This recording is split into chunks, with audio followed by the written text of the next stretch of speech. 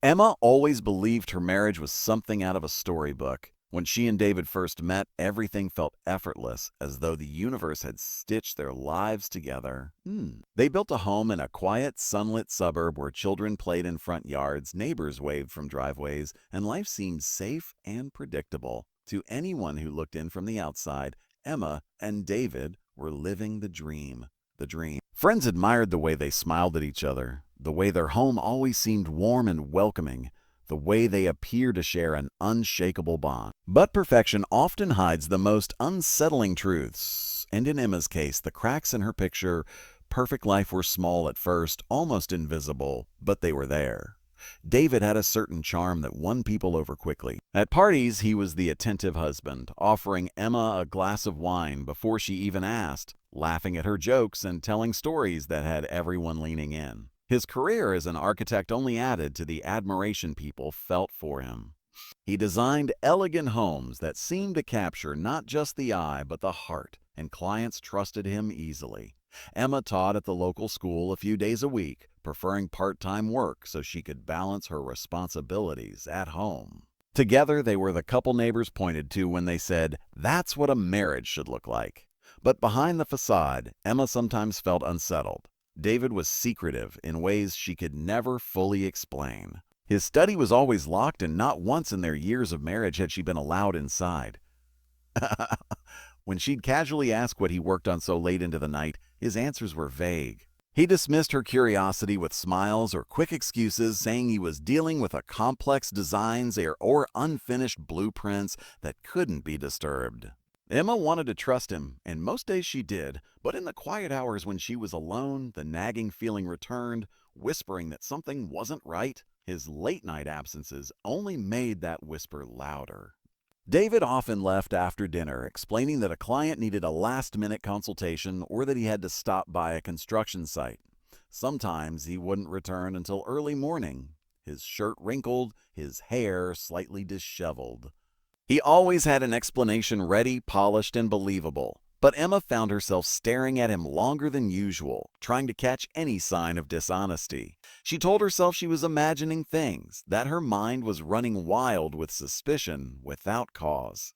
After all, David was loving in so many ways. He remembered anniversaries, brought her flowers unexpectedly, and always told her she was the most important part of his life. Still, Emma couldn't shake the unease. At times, she caught him watching her with an expression she couldn't quite read, a shadow of something deeper, darker behind his steady gaze. She brushed it aside as her imagination. It was easier to believe in the perfect life they had built, easier to silence the questions forming at the edges of her mind. For now, Emma clung to the story everyone else believed, unaware of how quickly that illusion was about to collapse. It started with small discoveries, moments so brief that Emma nearly convinced herself they meant nothing. One afternoon, as heavy rain fell against the windows, she decided to tidy up the living room. While straightening David's jacket on the back of a chair, she noticed a crumpled piece of paper sticking out of the inside pocket. Curious, she unfolded it and realized it was a receipt from a hardware store. At first, she didn't think much of it. David was always tinkering with home improvement projects, but as her eyes scanned the list, her stomach tightened. Chains, padlocks, heavy plastic sheeting, none of these items were in their home, at least not in any place she knew of.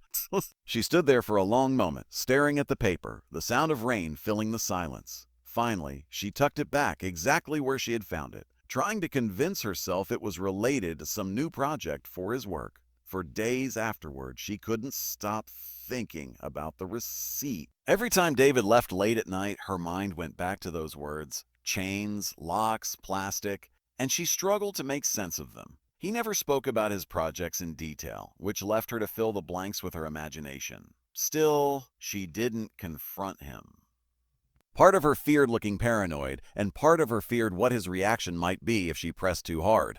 Weeks later, while organizing a drawer in the kitchen, Emma found something else that sent a chill down her spine. Whoa! At the back of the drawer, beneath some old takeout menus, lay a small silver key. It was unfamiliar, its shape distinct from the keys she used for their doors, the garage, or even the shed out back. She held it in her palm, feeling its weight, and her pulse quickened as she realized she had no idea what it opened. Immediately, her mind leapt to David's study.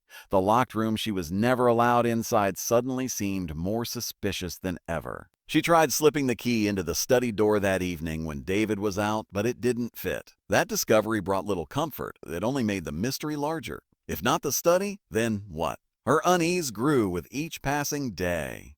She noticed how David was more protective of his belongings, how he kept his phone face down on the table, how he flinched whenever she moved too close to his briefcase. Emma started paying more attention to his absences.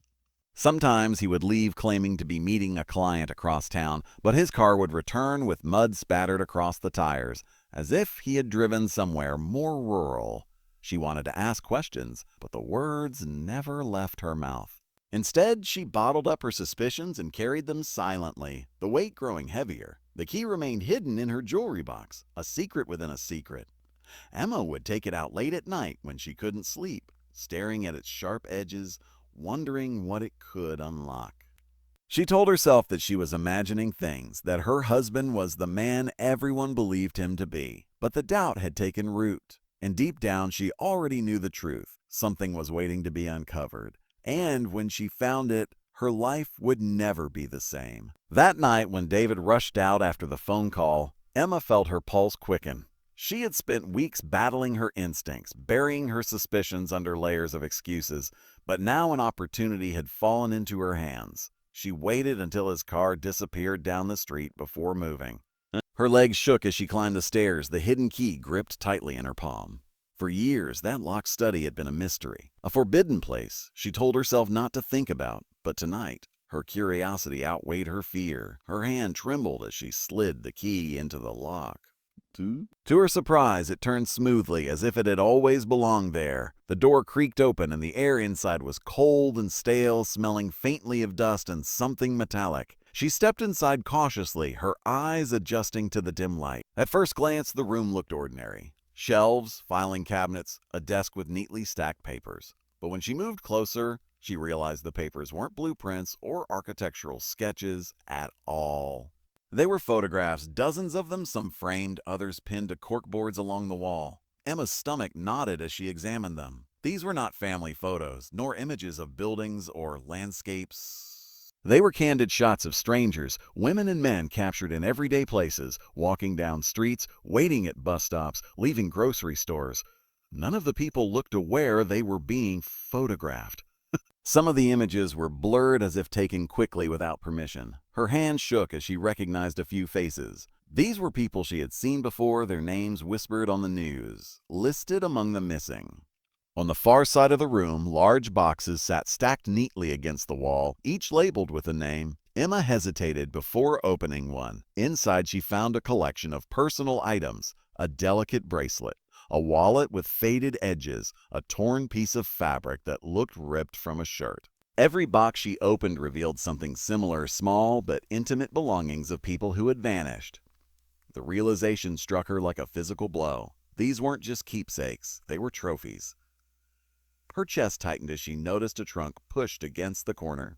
Kneeling down, she fumbled with the latch until it snapped open. Inside lay a disturbing assortment of objects, stained clothing, photographs far more graphic than the ones on the walls, and handwritten notes she couldn't bear to read for long. The evidence was undeniable. The charming, devoted husband she thought she knew had been living a secret life, one built on obsession and cruelty. Emma staggered back, covering her mouth to muffle the scream rising in her throat.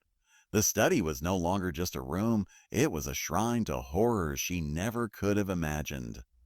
Her mind spun, grasping for explanations, but none came.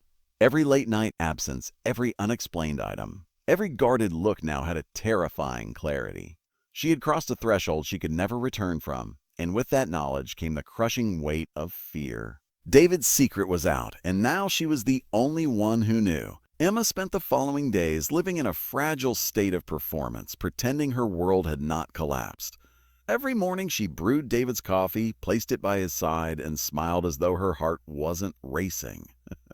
Every evening she sat at the dinner table, nodding at his stories, while her mind screamed with the images she had seen in the study. It felt like she was walking through a stage play, forced to deliver her lines perfectly or risk the curtain falling to reveal the truth.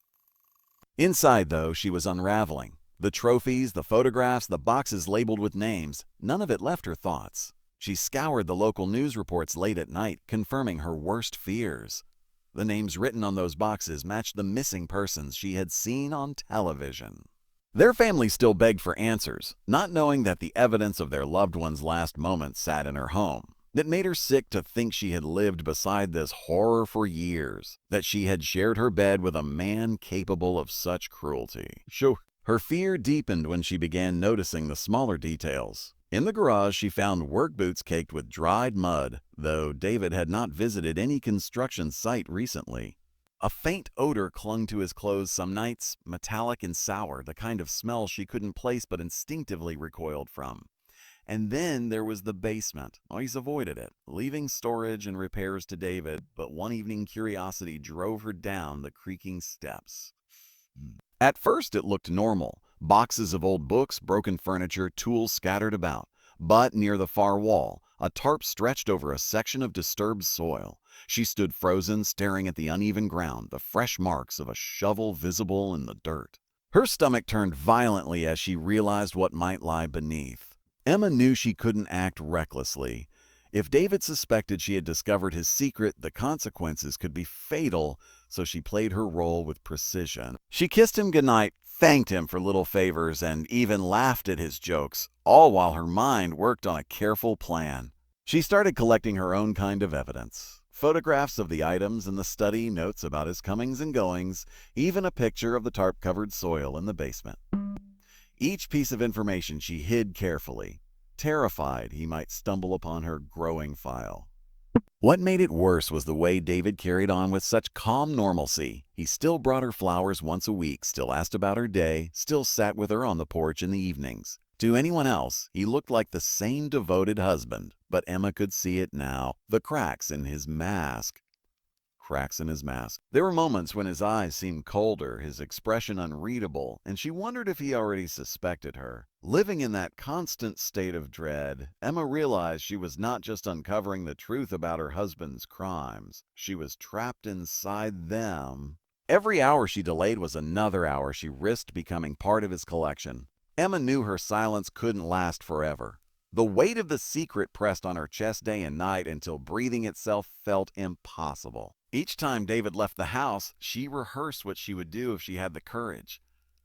Each time he returned, her chance slipped away, and she played her role once more. The breaking point came when she noticed him packing a bag late one night. He moved quickly, his hands precise, slipping clothes and documents into a duffel. His face was calm, but his eyes were sharp with purpose. She realized with chilling certainty that he was planning something, perhaps even his escape. If she didn't act now, he might vanish into the shadows, leaving behind only questions that would never be answered. With her heart pounding, Emma gathered everything she had collected. Photos of the study, notes on his absences, and the image of the tarp-covered soil in the basement. She placed them in an envelope and drove to the police station the next morning while David was still gone. Her hands shook as she handed it over, her voice trembling as she explained what she had found. The officers listened carefully, their expressions shifting from disbelief to grim understanding as they studied the evidence. They promised to act quickly and quietly, assuring her she had done the right thing. The investigation moved faster than Emma expected. Within hours, police arrived at the house with a warrant, carefully searching each corner while Emma stood outside, unable to step back into the place that had once felt like home. Neighbors gathered on the street, whispering in confusion as uniformed officers carried out boxes from the study. When they uncovered the basement, the truth emerged in the most horrifying way. Beneath the tarp lay shallow graves, the remains of people whose faces Emma had seen in those photographs. The illusion of a perfect marriage shattered completely, replaced by the grim reality of years of hidden crimes. David was arrested later that evening while attempting to leave the city. His calm demeanor never faltered, even as officers handcuffed him. He walked out of the station in silence, his face expressionless, as though the life he had built with Emma had never existed. For Emma, it was the final betrayal. She realized she had never truly known the man she shared her life with, the man who smiled at her across candlelit dinners while concealing horrors no one could have imagined. The trial became a national spectacle. Journalists swarmed the courthouse, and Emma was thrust unwillingly into the spotlight as the key witness. She told her story with quiet strength, her words painting the picture of how easily evil can hide behind ordinary faces. The community, once envious of her marriage, now recoiled in shock, struggling to reconcile the devoted architect with the monster revealed in court. Though David was sentenced and justice was served, Emma's life was left in pieces. Her home was gone, her trust broken, her memories poisoned by the truth. Yet she found a strange kind of strength in surviving it. She had uncovered the secret, stopped the cycle, and given voices back to those who had been silenced. But even as the world moved on, Emma would carry the haunting reminder that sometimes the darkest monsters are the ones who stand right beside us, wearing the mask of love.